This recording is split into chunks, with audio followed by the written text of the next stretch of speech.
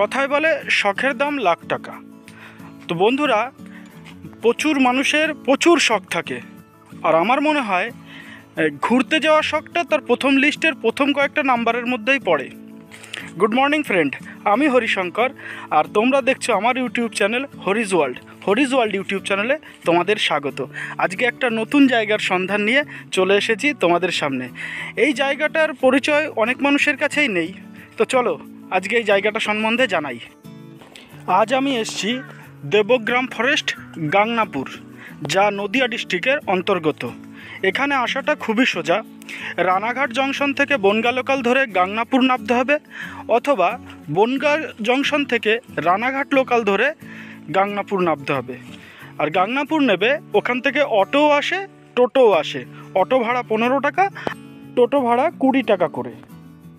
এখানে কোনো প্রবেশ মূল্য নেই, আপনাকে যেখানে নামিয়ে দেবে সেখান থেকে আপনাকে ফরেস্টের মধ্যে ঢুকে সমস্তটা ঘুরে আবার ওখান থেকেই আপনাকে, তখন আর টোটো পাওয়া যাবে না, তখন অটো ধরতে হবে। 1 ঘন্টা অন্তর 1 ঘন্টা অন্তর অটো আছে, অটো ধরে আপনাকে স্টেশনে চলে আসতে হবে। তো আমরা এখন জাস্ট ঢুকলাম, এরপরে দেখি ওখানে দেখা যাচ্ছে কয়েকজন ভেতরে গেছে, হয়তো এলাকার লোক বা তারা দূরের থেকে এসছে, সাইকেলে দেখছি হয়তো এলাকারই হবে। আমরা ঘুরে দেখি, আপনাদেরও দেখাই, আপনারা দেখুন কেমন লাগে। এর আগে আমি পারমাদন ফরেস্ট বনগা, যেটা বিভূতিভূষণ অভয়ারণ্য নামে খ্যাত, আর তারপরে আমি হিজুলি ফরেস্ট গেছি রানাঘাট। তো প্রত্যেকটার লিঙ্ক আমি ডেসক্রিপশন বক্সে দিয়ে দেবো, তোমরা ওগুলো দেখে নিও, ওগুলোও তোমাদের খুব ভালো লাগবে। এইটা আমার খুব ভালো লাগছে। এটা ভালো লাগার কারণটা হলো এইটা অনেকটা নির্জন, আশেপাশে কোনো বসতি আমি দেখতে পাচ্ছি না, বা সেরকম কোনো লোকজনও আসা যাওয়া করে না, এইখান থেকে করছে না। লোকালয়টা অনেকটা দূরে।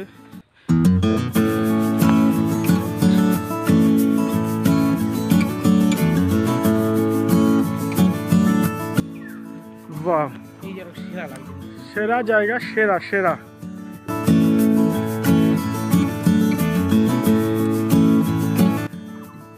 সবুজ আমাদের ওখানেও আছে, কিন্তু এরকম সাজানো মতো, মানে প্রকৃতি নিজে থেকে যেন এটাকে সাজিয়েছে।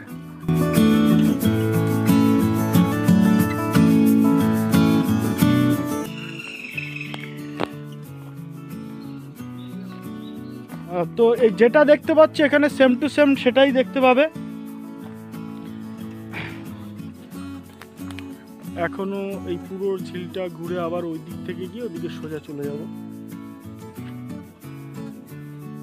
আমরা যখন পারমাদন ফরেস্টে গেছিলাম, পারমাদন ফরেস্টের মেন যে ফরেস্টটা আছে, সেই ফরেস্টটা চারিদিকে তারের বেড়া দেওয়া, নেটের বেড়া দেওয়া, আর সাইড থেকে তোমাকে ঘুরে ঘুরে দেখতে হবে, ভিতরে তুমি যেতে পারবে না। তার একটা সাইডে তো ইছামতি নদী, তোমরা আমার পারমাদন ফরেস্টের ভিডিওটা দেখে নিও। আর তারপরে আমরা হিজলি ফরেস্টে গেছি।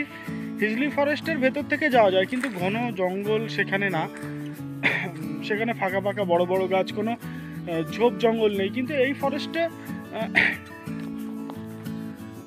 ফরেস্টটা প্রচুর ঝোপঝাড় এখানে রয়েছে, সেগুন আছে, এখানে তেঁতুল গাছ দেখেছি, বাবলা গাছ দেখেছি, এক্সট্রা যেগুলো আমি দেখেছি, আরও নানান রকম শিরীষ গাছ আছে, সব গাছই মোটামুটি এখানে রয়েছে। বন্ধুরা, তোমরা তো আমার ভিডিওগুলোতে লক্ষ্যই করবে আমি কখনো ভিডিওতে এক্সট্রা এডিট করি না, মানে আমি ভিডিও কালারফুল করার জন্য কখনো এডিট করি না। তোমরা ঠিক যেরকম আমার ভিডিওতে দেখতে পাও সেম টু সেম অরিজিনাল সেরকমই। আমি একটা জিনিস বুঝি, যেখানে দেখবে ঢোকার জন্য টিকিটের ব্যবস্থা করা হয়, সেখানে কৃত্রিম অনেক কিছু পাওয়া যায়, যেটা কৃত্রিমভাবে কোনো গাছপালা লাগানো আছে বা কোনো পাখিরালয় তৈরি করা আছে, এটসেট্রা এটসেট্রা, বসার জায়গা আছে কৃত্রিমভাবে। যেখানে টিকিট নেই সেখানে কৃত্রিমতাটা পাওয়া যায় না। এখানে কোনো টিকিট নেই, এখানে আসতে গেলেও, যেটা আমরা হিজলি ফরেস্টে পেয়েছি, কোনো টিকিটটাই। তো আমি একটা জিনিস বলতে চাই, এটা অনেকেই জানো, এবং যারা জানো না তাদেরকে বলছি, যারা জানো হয়তো আমার থেকেও বেশি জানো, তবে আমার অনুভব থেকে বলছি, আমি নিজে ফরেস্ট ঘুরতে, বনাঞ্চল ঘুরতে খুব ভালোবাসি। বনাঞ্চলে ঘুরতে গেলে কিটও একদম পরা যাবে না, পা খোলা রাখা কোনো জুতো ইউজ করা যাবে না, কারণ না পড়া উচিত। কারণ এখানে দেখো শুকনো পাতা সবসময় পড়ে থাকবে, কোন পাতার মধ্যে কি আছে না আছে, সাপ পোকা মাকড় তোমাকে যখন তখন সে আক্রমণ করতে পারে নিজে বাঁচার জন্য। তো সেইগুলো অ্যাভয়েড করতে গেলে অবশ্যই শু এবং কোনো শক্ত টাইপের প্যান্ট, যেখানে যদি কোনো সাপ ধরো কামড় দিল সে দাঁতটা যেন না বসে যায়, সেই দিকটা খেয়াল রাখতে হবে। আর একটা যেটা কথা, এই যে যেমন ধরো এই কিছুদিন ধরে বৃষ্টি হচ্ছে, বৃষ্টি হওয়ার কারণে এই জায়গাটা দেখো নিচের থেকে অনেকটা উঁচুতে আছি, আমরা অনেকটা উঁচুতে আছি দেখতে পাচ্ছ, এইটা অনেকটা একটা উঁচু জায়গা। এবার বৃষ্টি হওয়ার কারণে কি এই নিচু জায়গাগুলোতে যদি জল জমে, এবার সেখানে পোকামাকড়গুলো উঁচু জায়গা চলে আসে, সেই কারণে এই জায়গাটায় বড্ড মানে খুব সাবধান থাকতে হবে। সাগর যেমন বলছে হরিদা এখান থেকে চলো, এখানে পোকামাকড় কিন্তু নিচের থেকে উপরে, ও মনে হয় কিছু একটা দেখেছে, বললো চেলা টাইপের কিছু একটা। আমরা ওখান থেকে নেমে গেলাম, আস্তে সাগর সাবধান, আমরা ওখান থেকে নেমে গেলাম। আবার আমরা এবার একটুখানি বসবো, আমাদের একটুখানি জল পিপাসা লেগেছে, একটু জল খাবো, বিস্কুট টিস্কুট আনা হয়েছে, ওগুলো একটু খাবো। সাগর তুমি ওই জায়গাটায় দেখো, ওই জায়গাটা অনেকটা উঁচু মতো, আমরা এখান থেকে সোজা একটা রাস্তা মতো মানুষজন হেঁটে যায়, কিন্তু আমরা ওপরেরটা উঁচু জায়গাগুলোর থেকে দেখবো একদম যাওয়া যায়। সবাই যে রাস্তা ধরে আমি অন্য রাস্তা ধরার চেষ্টা করব। এক দাদার সঙ্গে এখানে আমাদের দেখা হয়েছে।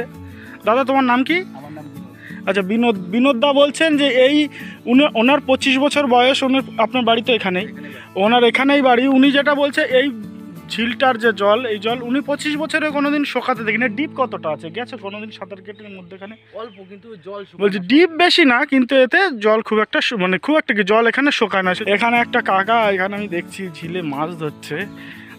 কি মাছ আছে কাকা এখানে? কুচে। কাকাকে ডিস্টার্ব করে লাভ নেই, কাকা মাছ ধরুক।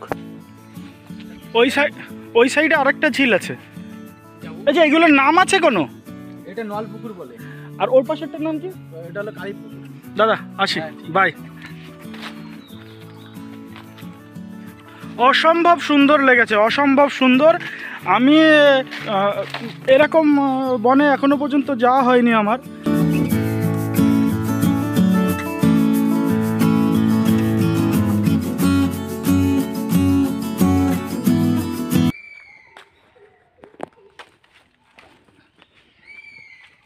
আমরা যাচ্ছি, শুনেছি এখানে অনেক কাঠঠোকরা আছে, চেষ্টা করছি তোমাদের দেখানোর।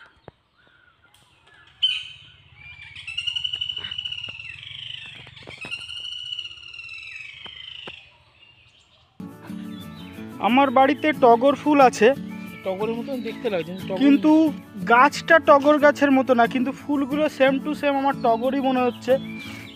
আর কিছুদিন পরে আসলে এখানে অনেক গাছে খুব সুন্দর সুন্দর ফুল ফুটবে, এরকম ওই দাদাটা বললেন। এই দেখো প্রচুর ফুল ফুটে আছে এরকম সাদা সাদা।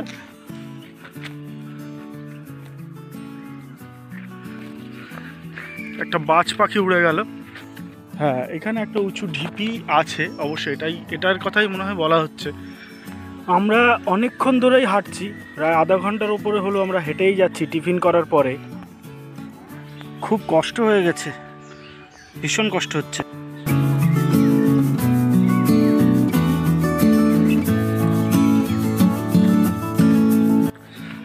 কয়েকজনকে উপরে দেখা যাচ্ছে, মনে হচ্ছে ফ্যামিলি এসছে।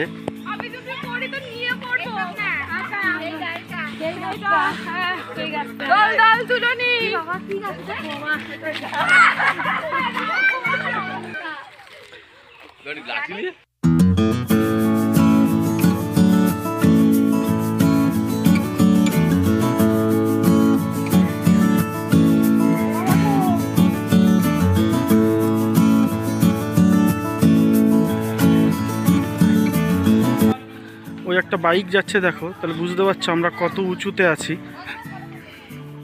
সাগর মোটামুটি আইডিয়া সমান্তরাল জায়গা থেকে কতটা উঁচুতে আছে? 50 ফুটের বেশি হবে।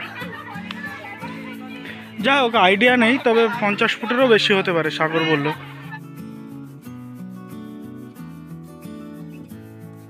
ঢিপিটার পরে অনেকক্ষণ ছিলাম, একটু বৃষ্টিও এসেছিল, অবশ্য ঝিরিঝিরি, অসুবিধা হয়নি। তো ওখান থেকে নামার পরে তো আমরা ওই কালী পুকুর খুঁজতে বেরিয়েছি। জঙ্গলের মধ্যে থেকে রাস্তা বুঝতে পারছি না, আর কাউকে জিজ্ঞেস করলে সে বলছে তো আমরা দিকটাও সঠিক বুঝতে পারছি না যে কোন দিক দিয়ে যাব। তো এবার খুঁজে বেড়াই। তো আমরা পুকুর খুঁজতে খুঁজতে প্রকৃতির যা রূপ দেখছি বন্ধুরা, তোমরাও দেখো, অপরূপ দৃশ্য। এরকম খুব কমটাই দেখা যায়। তো আমরা খুঁজছি আর তোমরাও দেখো প্রকৃতি কীভাবে নিজেকে সাজিয়ে রেখেছে।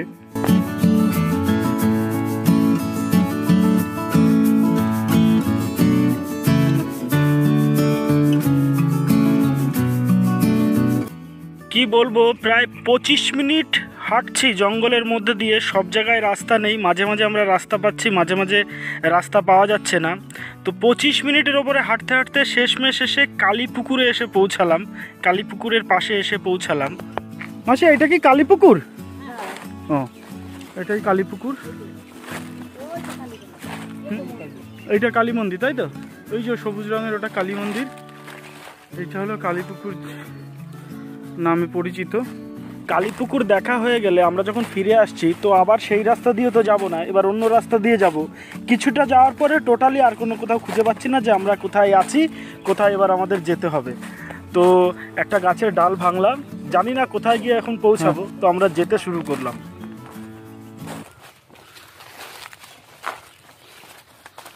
সাগর, দাও পাতায়, শুকনো পাতায় বাড়ি মারো।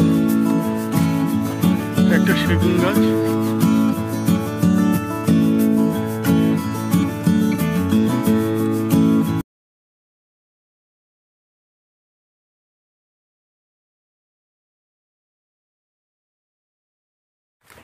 প্রায় 15-20 মিনিট হাঁটা হয়ে গেল।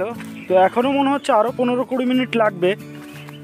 তো এখনও পর্যন্ত জানি না কিন্তু আমরা কোথায় গিয়ে উঠবো, মানে কোন সাইডটায় গিয়ে উঠবো। তো হাঁটতেই থাকছি। তবে এই জঙ্গলেও কোনো বন্য পশু নেই। তো আপনি যতই হাঁটতে থাকুন রাস্তা ছাড়া, মানে রাস্তা না দিয়ে জঙ্গলের ভেতর দিয়ে আপনি হাঁটতে থাকলেও এখানে কোনো বন্য পশুর আক্রমণের কোনো রকম ভয় নেই। আরে আসো, সব জায়গায় সমান, ঠিক পেয়ে যাব।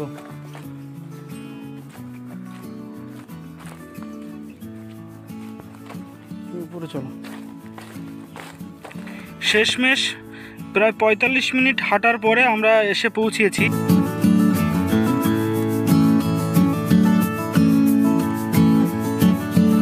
বন্ধুরা, তো আমি তোমাদের রিকোয়েস্ট করব, যারা এখানে আসনি তারা অবশ্যই একবার ঘুরে যেও, তাহলে বুঝতে পারবে যে প্রকৃতি নিজের খেয়ালে সত্যি সত্যিই কতটা চলতে পারে। আমি ভিডিওতে যা দেখিয়েছি সত্যি পুরোটা আমি দেখাতে পারিনি, কারণ পুরোটা দেখালে ভিডিও অনেক বড় হতো। তো তোমরা আসো, তোমরা নিজেরাই এসে দেখে যাও যে এখানে প্রকৃতি তাকে নিজেকে কিভাবে সাজিয়েছে। আমাদের কাছাকাছি সত্যি এত সুন্দর একটা ফরেস্ট আমার জানা ছিল না, এটা আমার ব্যর্থতা। আমার ভিডিওটা যদি ভালো লেগে থাকে তাহলে লাইক করো, কমেন্ট করো এবং শেয়ার করো। আর যারা সাবস্ক্রাইব করোনি তারা সাবস্ক্রাইব করে দিও। Thank you, bye by.